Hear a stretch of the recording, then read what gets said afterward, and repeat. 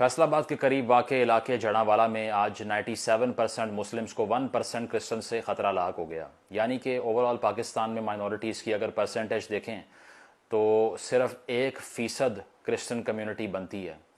और उस 1% के ख़िलाफ़ जहाद लड़ने के लिए इस तरह से लोकल मुल्लाओं ने कन्विंस किया जड़ांवाला के आवाम को कि सब इकट्ठे हो जाओ क्योंकि तुम सब ख़तरे में हो। और उन सब ने कहा कि हम जान देने को तैयार हैं, लेकिन जब भी ये कहते हैं ना कि हम जान दे देंगे, मर मिटेंगे, ये हमेशा जान लेते हैं, देता कोई भी नहीं है।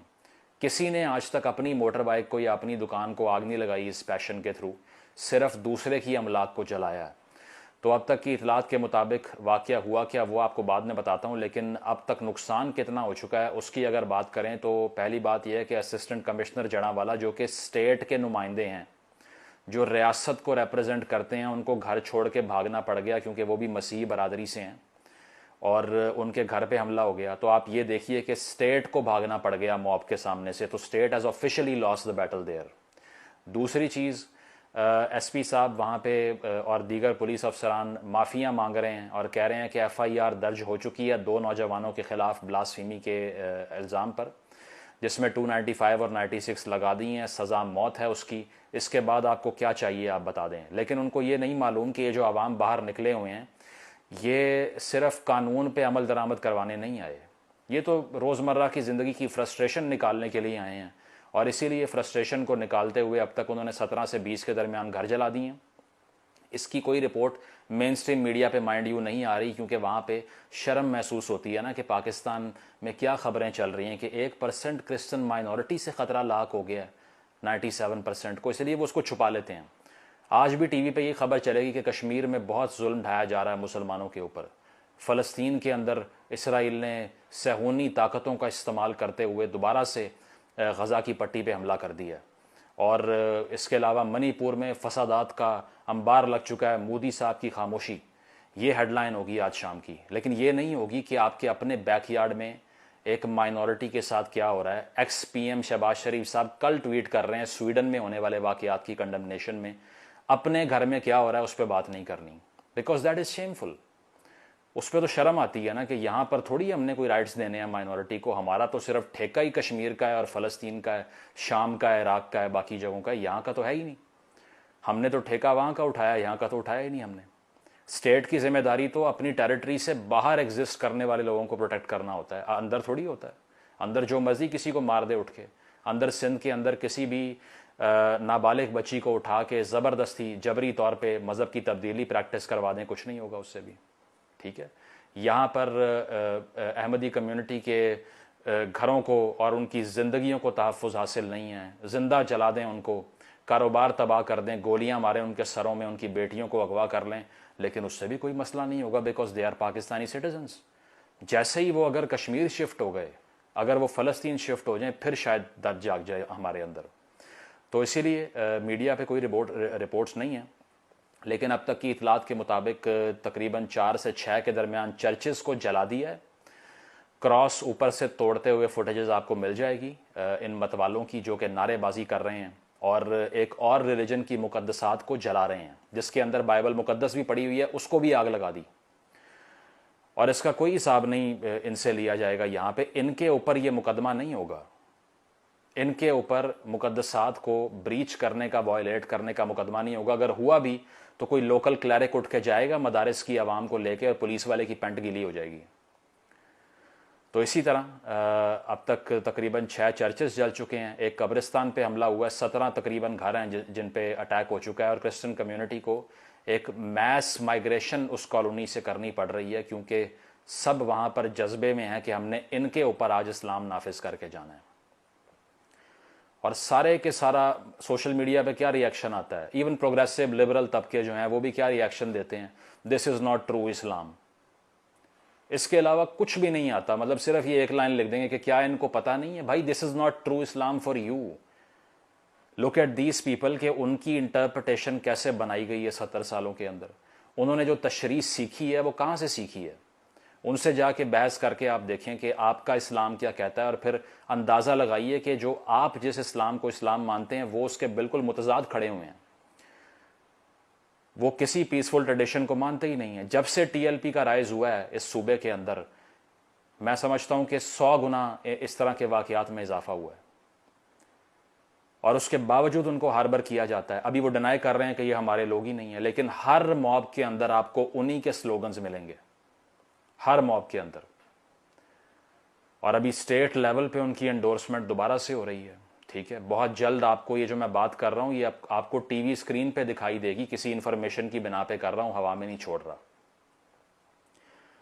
जो निगरान वजीर आज़म काकड़ साहब बने हैं अभी, उन्होंने ट्वीट किया है, कंडेम किया इस वाक़े को और कहा है कि कैफर किरदार तक पहुँचाएंगे मुल्ज़िमान को। बहुत अच्छी बात है, लेकिन उनको ये भी चाहिए कि जो स्टेट लेवल पे एंडोर्समेंट टीएलपी की और दीगर जो प्रोस्क्राइब्ड ऑर्गेनाइजेशंस का रिटर्न हो रहा है इस्लामाबाद के अंदर, जहाँ बैनर्स लग रहे हैं, इलेक्शन लड़वाने की तैयारी की जा रही है, उसको भी लगाम आपने डालनी है। फिर if you are true in your convictions, तो हर वो फर्द और हर वो प्रोस्क्राइब्ड ऑर्गेनाइजेशन जो कि इस तरह के वायलेंट बिल भी पास करवा रही है, और वो आपको अच्छी तरह पता है, और साथ साथ आपको ये भी पता है कि उनकी आइडियोलॉजी क्या है, उसके लिए खुला मैदान कौन छोड़ रहा है।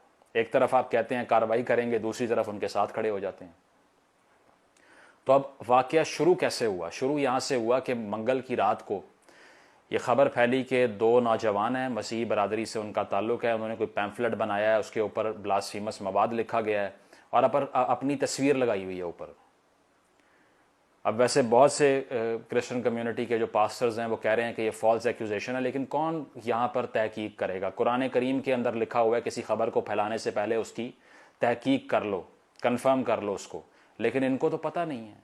इनमें से 90% से आप जाकर पूछें, इन्हें पढ़ना भी नहीं आता होगा, अरबिक टेक्स्ट पढ़ना नहीं आता होगा, और ये निकले हुए हैं इस्लाम नाफिज करने के लिए। तो वहाँ पर क्या होता है जनाब कि उन पे ये इल्ज़ाम लगता है कि कोई पैम्फलेट लिखा गया, अपनी तस्वीर उन्होंने ऊपर लगाई हुई है। अब वो इतने बेवकूफ़ हैं कि उन्होंने 97% मेजॉरिटी वाले मुल्क में अपनी तस्वीर साथ चिपका के फैला दी है। ठीक है, मान लिया इसको, कोई डाउट नहीं किया मैंने इस पर, आप भी मत कीजिए डाउट इस पर कोई, लेकिन उसके बाद कानून ने अपना रास्ता लेना है ना। कॉन्स्टिट्यूशन में आपने ये चीज़ क्यों डलवाई है कि इसकी सज़ाए मौत या उम्र कैद है, ताकि लॉ एनफोर्स हो सके उसके ऊपर? आप तो रियासत को ही हॉस्टेज बना लेते हैं उसके बाद से। अगर मुकदमा उन नौजवानों पे दर्ज हो चुका है और सिर्फ वो 2 नौजवान थे, तो बाकी इनोसेंट क्रिश्चियन कम्युनिटी का क्या कसूर है? बाइबल का क्या कसूर है? चर्च का क्या कसूर है? कॉलोनी का क्या कसूर है? उनकी बहन बेटियों का क्या कसूर है जिनके घरों को डेसिग्रेट करके गिरा रहे हो उस वक्त, जो जहाँ मुकद्दसात पड़ी हुई हैं? उसका कोई जवाब नहीं किसी के पास। यही वजूहात हैं जिसकी बिना पे international community they do not even spit on us. उनको पता है कि ये सिर्फ एक हेल होल है, यहाँ पर एक ऐसी आवाम रहती है जिसको इसी पिंजरे में बंद रहना चाहिए, इनके तो वीज़ाज भी डिक्लाइन करने चाहिए, बाहर आके भी यही कुछ करेंगे। अभी कल एक प्राउड पाकिस्तानी जो कि पहले पुरानी जीन्स वाले गाने में मॉडलिंग कर रहे थे, उन्होंने ऑस्ट्रेलिया में जहाज़ में खड़े होकर धमकी दे दी कि बम से उड़ा दूंगा। 4 घंटे फ्लाइट डिले हो गई। इतना नाम रोशन करते हैं दुनिया भर में जाके। फ्रीडम हाउस की तरफ से 4 में से 1 रैंकिंग मिली है पाकिस्तान को, 1 आउट ऑफ 4 रिलीजियस फ्रीडम की अगर बात करें, इसी वजह से इन्हीं करतूतों पे। 2020 के अंदर अमेरिका ने ऑफिशियली पाकिस्तान को violator of religious freedoms declare किया है, जिसके बाद आप प्रोटेस्ट करते हैं कि ये क्या कह दिया हमें, ये क्यों कहा है? इसीलिए कहा है।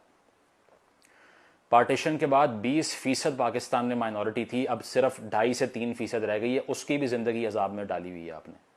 अभी 4 दिन पहले 11 अगस्त को जना साहब की तकरीर माथे पे चिपका के बाहर आके बाजे बजा रहे थे। You are free to go to your churches, you are free to go to your मंदिर, state has nothing to do with religion. 5 दिन बाद उन्हीं चर्चेज को जलाने में पेश हैं। अभी 2 रोज़ पहले आज़ादी का जश्न मना रहे थे, लेकिन अब जिस तरह से उस जश्न को हमने नाफिज किया है माइनॉरिटी के ऊपर, इससे भी प्राइड लेनी चाहिए।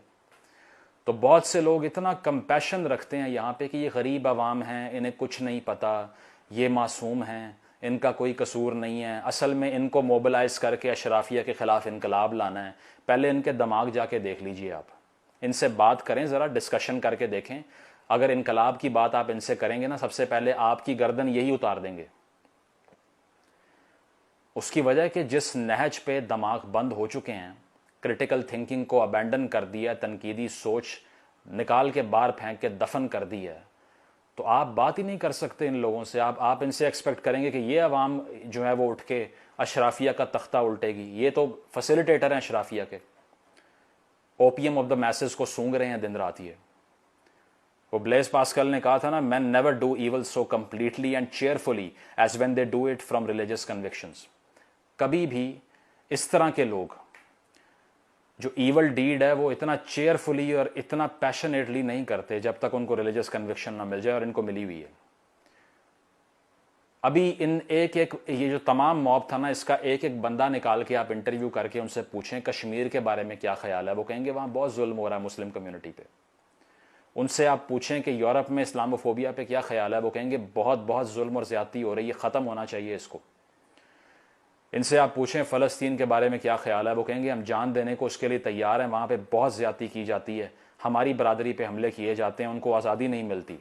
इनसे आप पूछें फ़्रांस के बारे में, वो कहेंगे वहाँ पे बुर्का लेने की परमिशन नहीं है, हम कंडेम करते हैं इसको, इन्हें शर्म नहीं आती, रिलीजियस फ्रीडम के ख़िलाफ़ बात करते हैं।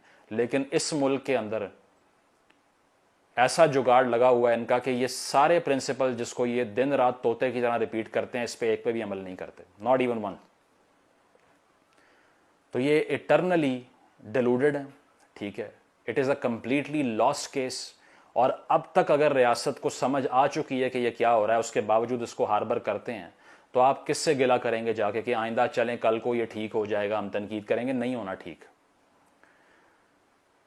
ये सिर्फ और सिर्फ इस चीज़ का सलूशन ये था कि एक सेकुलर और इंसान दोस्त रियासत बनाई जाए। और रियासत का, जब कहते हैं ना रियासत का मज़हब हो, तो उसका फ़िरका भी होता है। तो हमारी रियासत ने तो फ़िरके इख्तियार किए हुए हैं, वो तो एक फ़िरके को एम्पावर करके बाकियों की गर्दन पे नाफिज कर रही है। छोड़ दीजिए अहमदिया कम्युनिटी या बाकी, वो तो अहले तशीज़ की ज़िंदगी हराम करने के चक्कर में है अभी। तो आहिस्ता आहिस्ता हर कोई अपनी बारी का इंतज़ार कर रहा है, चाहे माइनॉरिटी है या मेजॉरिटी है। बैठें, पॉपकॉर्न खाएं और ये फिल्म देखें पाकिस्तान की, जो 75 साल से लगी हुई है, जिसमें सिर्फ आग जल रही है और कुछ नहीं है। Because the state fails to realise that, and even if they realise, they don't want to turn their backs on to this. वो चाहते हैं सपोर्ट करते रहें इन एलिमेंट्स को, और आप देखिएगा इसका रिजल्ट मजीद किस तरह से एक्सपैंड होता है। अगले इलेक्शन में आपको यही जमातें पहली सफ़ में दिखाई देंगी, और आप इनको वोट डाल रहे होंगे, और अक्सर आपका वोट डल भी जाएगा और आपको इल्म ही नहीं होगा। इसीलिए आपका काम सिर्फ ये है कि अपनी एक ज़ाती ऑटोनॉमी में, पर्सनल स्पेस के अंदर सिर्फ अपनी इनफरादी हैसियत में आज़ादी हासिल कर लें। बेशक यहाँ से निकल के या अपने आप को इन प्रेजुडिस से और इस मैथ से, इस इलिटरेट और चार्ज्ड मैथ से डीलिंक करके एक वही इनकलाब सिर्फ आ सकता है और कोई नहीं आ सकता। तो सिर्फ एक तरीका था कि एक ऐसी रियासत बनती जहाँ तमाम इंसानों को बिला तफरीक उनके मज़हब, नस्ल और रंग के बराबरी के हकूक़ मिलते, और रियासत अपनी रिट एनफोर्स करती। और यहाँ मॉब जस्टिस ना होती, लेकिन यहाँ रियासत एग्जिस्ट नहीं करती, क्योंकि वायलेंस रियासत नहीं कर रही, मॉब कर रहे हैं। इसीलिए इसको रियासत कहना भी फैक्चुअली गलत है, इससे एक्सपेक्ट करना भी बहुत बड़ी बेवकूफ़ी है। और हल सिर्फ ये है कि आप अपने आसपास उन लोगों से कभी बहस मत कीजिए जो कि आपकी रिलीजियस आइडियोलॉजी से इख्तलाफ करते हैं। अगर वो कहें ना कि हाथी उड़ रहा है, आप कहें बिल्कुल उड़ रहा है, मैंने खुद देखा है, शाम को बैठा हुआ था तार के ऊपर। सिर्फ ये हल है, डीकनेक्ट योर सेल्फ, और इसके साथ साथ ये कि आपको एस्केप मिलता है वो हासिल करें। लेकिन यहाँ के हुक्मरान तबके से किसी भी एक पार्टी से उम्मीद अगर आप लगा रहे हैं, तो आप इस जुल्म और ज़्यादती में बराबर के शरीक हैं। Thank you.